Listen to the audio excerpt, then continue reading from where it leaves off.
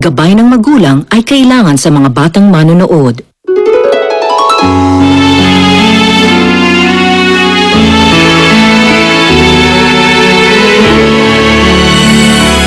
Ana ba yung pangalan ng ampo ni Naida?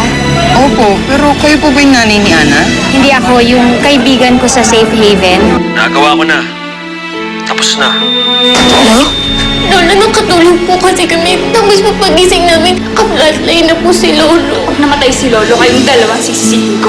Kailangan nating i-monitor siyang maigi para malaman natin kung may effect yung incident sa kanya. Lola, What do you mean he's alive? Kala ko okay na. Paano ka ba mabubuhay pa siya? ang kakapal ng mukha niyo na bumalik dito pagkatapos ng ginawa niyo kay Uncle. Kaya umalis na kayo. Walang makakaala ng nangyari ngayong gabi. Dahil sina Ana at Karen ang kusang lumayas dito. Naiintindihan niyo? Dapat si Lola ang tawagan natin. Pero Karen, paano natin tatawagan si Lola? Di ba kinuha yung cellphone natin? Tinago ko. Lagot yung silot sa ginawa niya sa atin. Where's Auntie? Nasa kwarto nagpapahinga. Umuwi na lang muna kayo. Ako na bahala magbantay dito. Sina Ana at Karen po. Wala na sila sa bahay. What? They blamed themselves for what happened here. So ayun, umalis sila. At hindi na nagpabigil.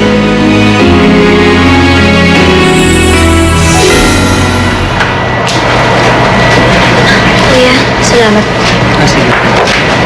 Ayan. Tawagan na natin si Lola.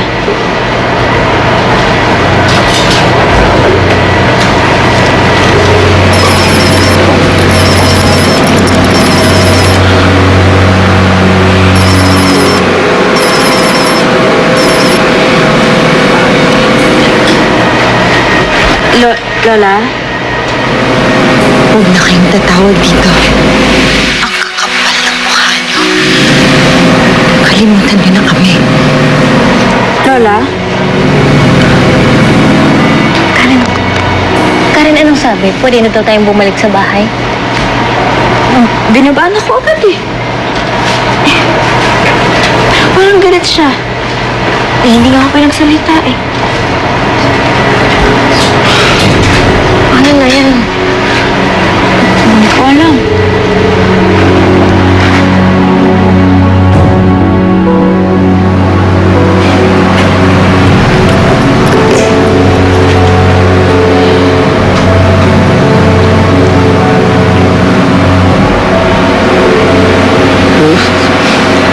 Auntie, pinahuwi ko muna sina Nina at Aldrin. Ako muna ang babantay sa inyo ngayon. Parang unahan ko yung cellphone ko. Tumawag ka. Wala akong tumawag. Auntie, get some rest. Tingnan niyo bukas. Wala nang problema ninyo. Magiging maayos ng lahat. Sana nga ganun lang kadali.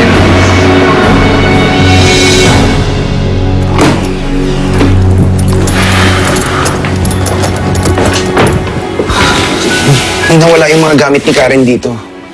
Galing na rin ako sa kwarto ni Ana. Wala na rin doon yung mga gamit niya. Totoo kaya lumaya sila? Saan naman sila pupunta? Eh si Ana nasa probinsya na yung nanay niya, tapos si Karen wala namang ibang uuwian yun. Bad trip talaga, oh. Ang dami-dami namang problema, dumagdag pa silang dalawa. Kapag nalaman to ni Lola, lalong masa-stress yun. Nina, we have to look for them. Wala silang uwian, kaya malamang di pa sila nakakalayo. Nagkaalam nila ako, anong oras no? Ano nangyari masama sa kanila? Anak, sigurado ka ba na okay lang kay Dinding sumama ko? Eh, wala na akong maisip na iba natin pwedeng tuluyan eh. Tsaka, si Dinding lang naman tsaka yung tsaya niya yung nakatira dun eh. Siguro pwede na tayong tumira dun pansamantala. Eh, siguro ikaw.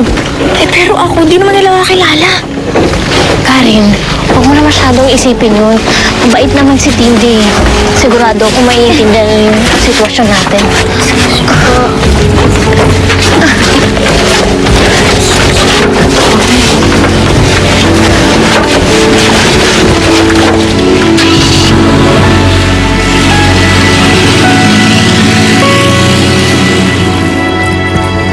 Sir, ano po yun? Ano nangyari dito kanina? Huh? Si Ana tsaka si Karen, bakit mo sila nalang lumayas? Eh sir, pinalayas mo sila ni Ma'am Ruth. Pinalayas sila ni Ruth? Hindi sila kung saan lumayas? Oo, sir.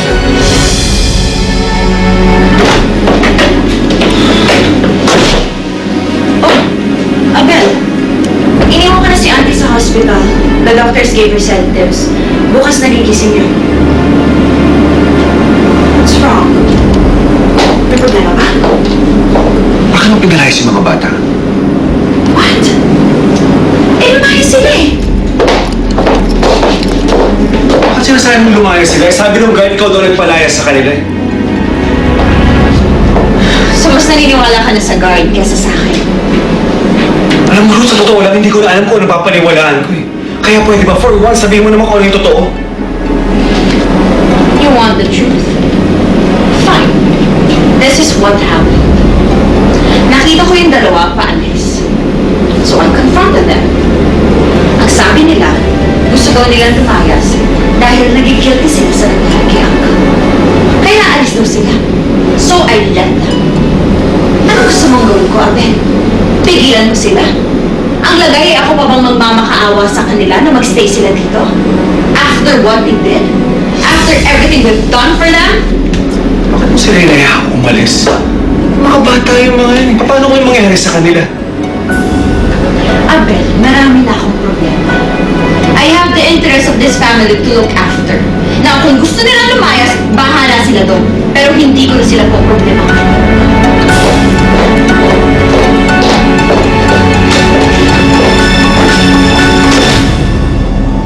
Bakit mo sinabi sa asawa ko na ako nagpalayas sa mga bata? Eh ma'am, nabigla po kasi ako eh. Kaya nasabi ko yung totoo. Pwes, bawiin mo ang sinabi mo kay Abel. Sabihin mo na sila ang kusang lumayas. Pero ma'am, Sundin mo na lang ang gusto ko. Kung ayaw mo, ikaw ang palayasin ko. opo ma'am. Kanina pa tayo paikot-ikot, parang wala naman na sila. Hinadala mo ba yung phone mo? Naiwan ko kasi yung sa akin eh. Try mo mong tawagan si Ana. Sige.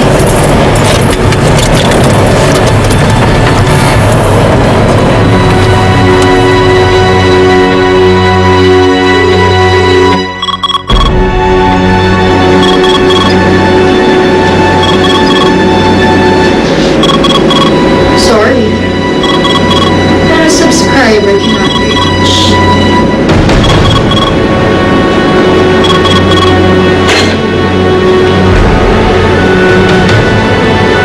Oops.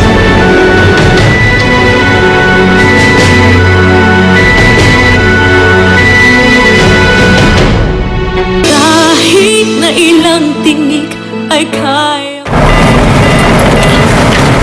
Naputol eh.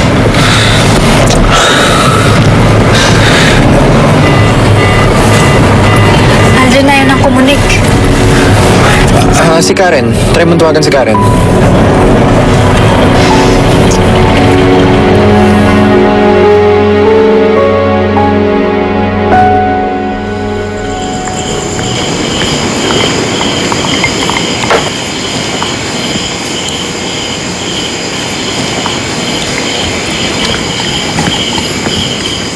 Sir, good evening po.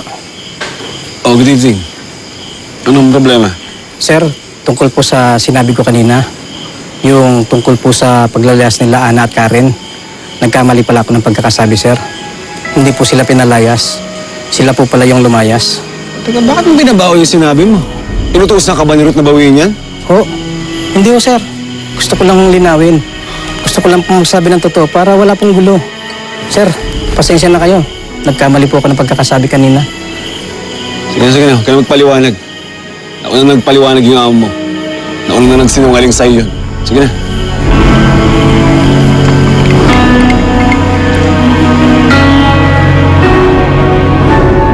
Asan na naman ba yung guard na yan? Dami-dami kong ginagawa eh. Ano ba? Sino ba yan?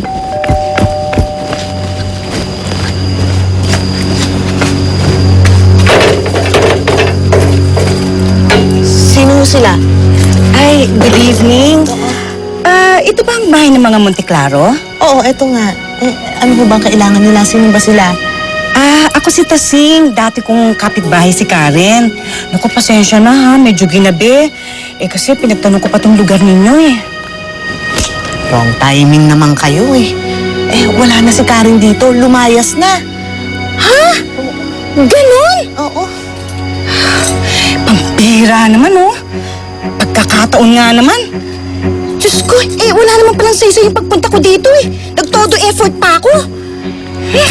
Akala ko pa naman, makakatanggap ako ng reward doon sa impormasyong ibibigay ko. Ano ho ba ang kailangan nyo kay Karen? May alam ako, tungkol doon sa nanay niya.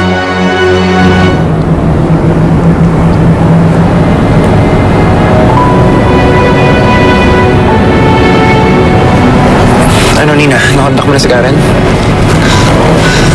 Wala rin, Aldrin eh. Parang walang signal.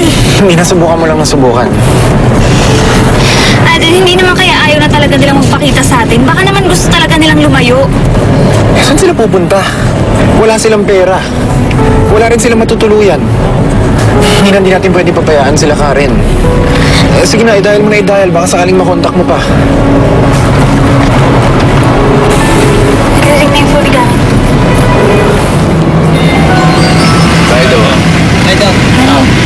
Karen, gising yung cellphone mo. May tumatawag yata sa'yo. Ano tunog? May charge pa pala to? Labas niyo yung mga nyo!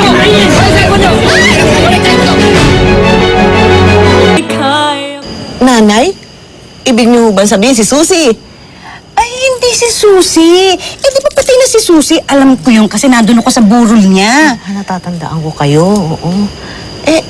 Sinong nanay? Di yung tunay niyang nanay, yung totoong nagsilag sa kanya. Ay, ano nga bang pangalan mo? Berta po ako. Berta, ganito na lang ha. Pakisabi kay Karen kung sakaling babalik siya dito. Sabihin mo sa kanya, kung gusto niyang makilala yung tunay niyang nanay, puntahan niya ako. Okay? Sige po. Sabihin mo, huwag mo kakalimutan ha. Hindi ko kakalimutan. Hello, Karen? Hello? Ano daw? Ang ingay eh. Hindi ko siya naririnig. Hello? Wala ko cellphone! Nakita ko, nilabas mo! Hindi mo na! Nilabas mo! Oh my God. Karen, ibigay mo na! Karen, ibigay mo na! Karen, cellphone lang yan! Ibigay mo na! Kuya, Karen! Hello, Karen! Karen! Ito mo na, Karen! Kuya! Karen, may akin na ito! Karen! Hello? Meron ako. Hello, Karen. Karen! Ayaw na eh. Nina, anong narinig mo? Bakit mo takot na takot ka? Hindi ko naririnig si Karen eh. Pero meron akong naririnig na lalaki. Para siyang nagde-declare ng hold up. Kinakabahan ako, Alden. Baka kung ano nangyari kina Ana at Karen. Kailangan na sabihin natin dyan sa mga pulis. Halika na.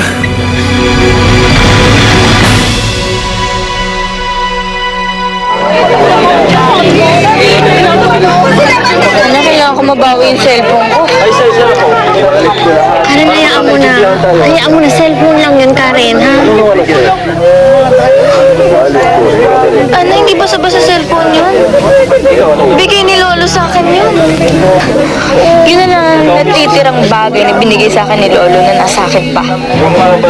Pa, ang dami namin pictures doon. Ni Lolo, ni Inay, yung mga text. Yung huling text ni Inay andun pa. Kailangan ko mabawi yun. Karen, sorry. Tama na, ha? Wala na eh. Nakuha na nila, ha? Hayaan na lang natin. Kalimutan mo na lang. Tama na, ha?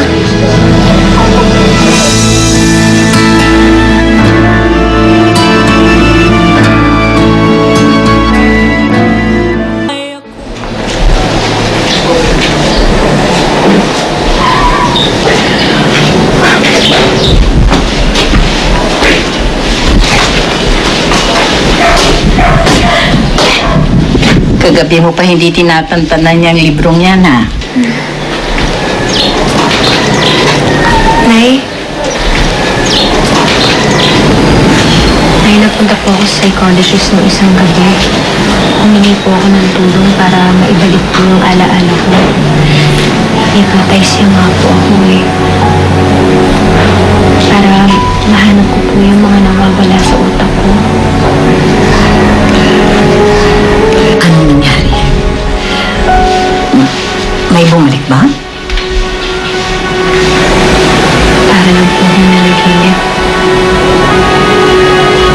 Wala pa rin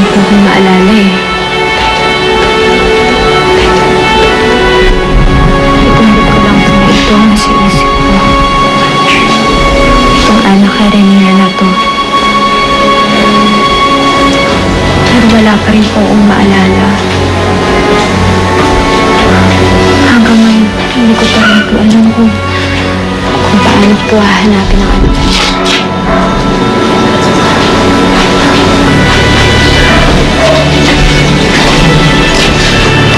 Alis naman. Ilang beses ko bang sasabihin sa'yo, anak, matigilan mo yan. Dahil wala ka rin namang mapapalain eh.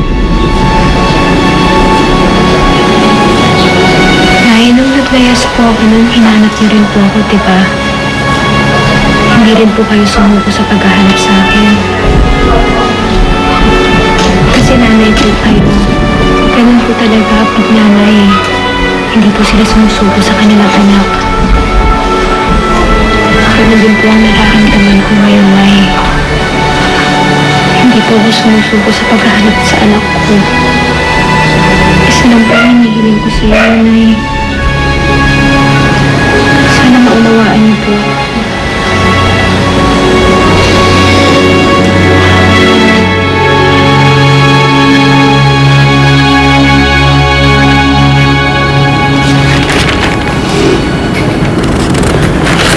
Ang lalayo ng incidents ng huldapan dito eh.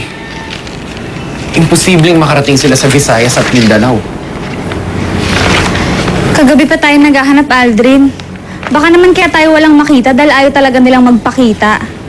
If ever naman, babalik naman sila dito eh. Wala naman silang ibang pupuntahan. Nina, we have to find them. Ano lang iisipin ni Lola pag nalaman niyang umalis yung dalawa? Si Lolo. Paano makaka-recover si Lolo ng tuluyan pag nalaman niyang wala sina Karen at Ana? They are family now. And we have to find them at all cost.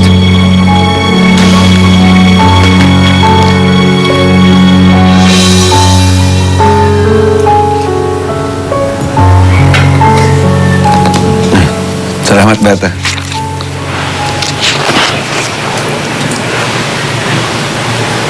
Oh, bakit?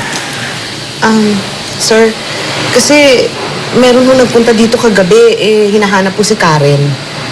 Tulog na tulog po kayo, kaya hindi ko na kayo ginising. Hinahanap si Karen? Bakit daw? Meron daw po siyang impormasyon tungkol sa tunay na ina ni Karen.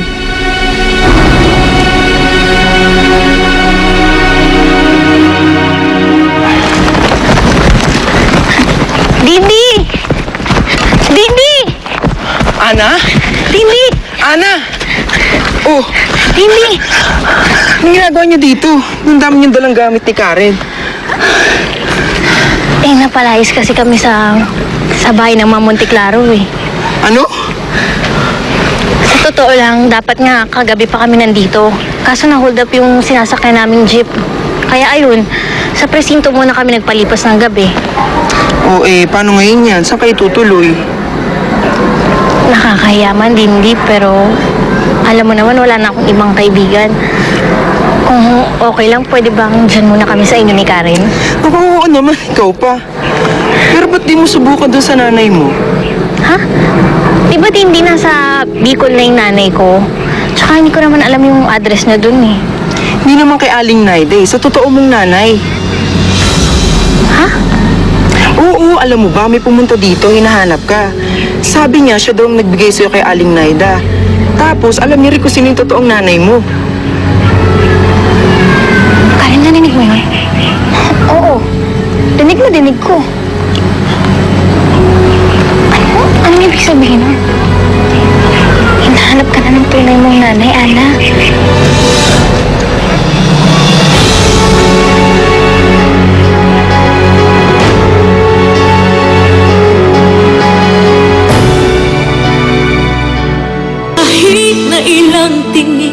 ay kaya. Kung di mo pinalayas yung mga bata, sana alam na ni Karen kung sino yung tunay niyang ina.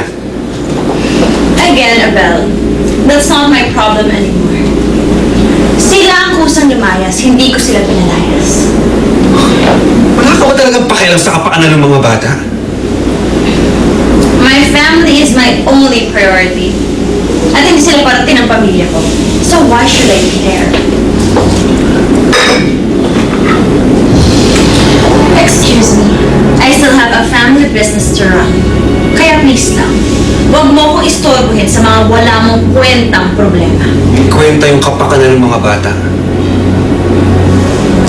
Like I said, they're not part of my family. At hindi ko sila katugon. So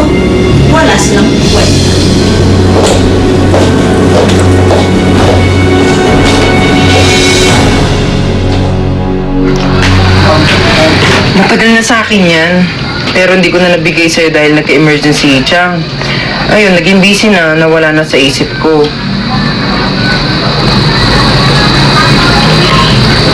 Lindy, sigurado ka ba? Kilala niya yung nanay ko? Eh, yun yung sabi niya eh. Eto, cellphone ko. Tawagan mo siya. Karen, hinahanap ko lang yung nanay ko. Tapos ngayon makikita ko na siya. Tawagan mo.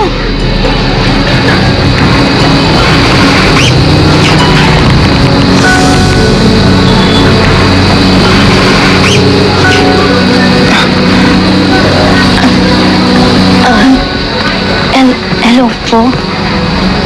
Ako po si Ana Karenina Paluya. Gusto niyo raw po akong makausap.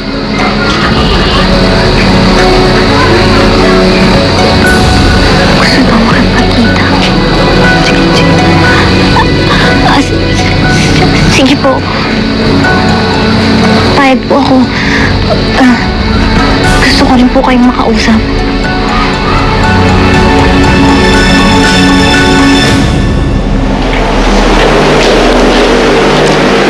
Stable naman ang condition ni Sir Nan. Although, hindi pa siya nag-detain. Pero hindi siya ang pinoproblema ko eh. It's Carmela. Bakit po, Dok? Kamusta ko si Lola? Nagdi-deteriorate ang condition ng katawan ni Carmela. Maybe because of fatigue, stress sa mga nangyayari. Nag-high blood pa siya kanina at anemic pa. That's a very deadly combination. Ano pong kailangan namin gawin? Kung mapapanatili niyo na hindi na siya mabigyan ng stress, malaking tulong yon. Mahina ang katawan ni Carmela. Baka bumigay na ito sa sobrang pag-iisip. Salamat to, Dok.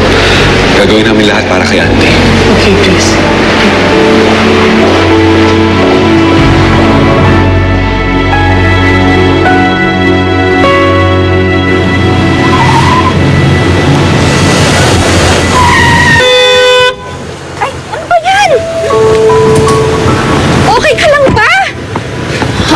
Opo. Nasaktan ka ba? Hindi, okay lang po. Gusto mo dalhin kita sa ospital? Huwag na, okay lang talaga. Opo. Isang ka ba papunta? Ihatid na lang kita. Hindi po, okay lang po talaga. Bakit hindi niyo ba maintindihan? Kailangan ko nang tumayo. Kailangan katabi ko ang lolo sir ninyo. Auntie, magpahinga na lang muna kayo. Total, nasa ICU pa naman si Uncle eh. Hindi kayo pwede magstay na matagal doon. Tsaka, ang sabi mo ng doktor, pag nagpatuloy yung improvement ni Uncle, babalik na siya sa room niya. Doon, pwede na ulit kayo bumisita sa kanya. Pero ngayon, magpalakas na muna kayo. Oo nga po, Lola. Magpalakas na lang po muna kayo. Kasi kakawalan niyo kay Lolo, napapabayaan niyo na po yung sarili niyo. Teka nga muna. Bakit wala dito si Karen at saka si Ana? Ha? Asan sila? Lola, nasa bahay lang po sila. May tinatapos lang na project sa school. Sabihin niyo naman, pag may time sila, dalawin nila ako, ha? Namimiss ko na silang kasama eh. Namimiss ko na kayong tatlo. Sean, kulang po yan. May mga bisita tayo. Apa tayong kakain. Anong magagawa ko? Eh, yun lang meron tayo. Saka, hindi ko naman akalain na magyahiya ka pa ng mga palamunin. Sa ating pangalan, kulang na to. Pansamantala lang naman, Chang. Tsaka kaibigan ko po si Ana. Natural tutulungan ko siya. Si Ana? Pwede pa. Kilala ko naman yun eh. Eh, yung isa, hindi ko nga kilala. Pakainin ko pa. Biyaan mo na, Chang. Hindi naman sila magtatagal dito. Tiis-tiis na lang. Tiis-tiis ka dyan. Matagal na ako nagtitiis sa buhay ko. Kaya nga ayoko na ng dagdag pasanin eh. Baka hindi ko nakayanin. Si Chang, baka okay. Baka drama. Nasaan mga tao dito? Saan pa? Siyempre, hanapan nila sa Ana at Karen. Bakit? Nasa si Ana tsaka si Karen. Meron akong kamag-anak sa amin sa Maynila. Pupuntahan ko. Okay ka lang, magkakahiwalay tayo. kung kailan ko pa makikita yung nanay ko tsaka ka pa aalis. Tumawag sa akin yung kakilala kong taga-PNP. Nakita daw nila si Ana at si Karen sa isang presinto sa Batangas. Hindi kaya pumunta siya dun sa kababata niya, si Dindi. Alam ko kung saan nakatira eh. Pupuntahan ko na lang. Ana? Ana, ikaw na ba yan? Kilala niyo daw po yung nanay ko. Oo, dala ko yung picture niya. Siya ang totoo mong nanay. Pinaampon ka niya sa akin noon sa Safe Haven. Si Mommy Maggie.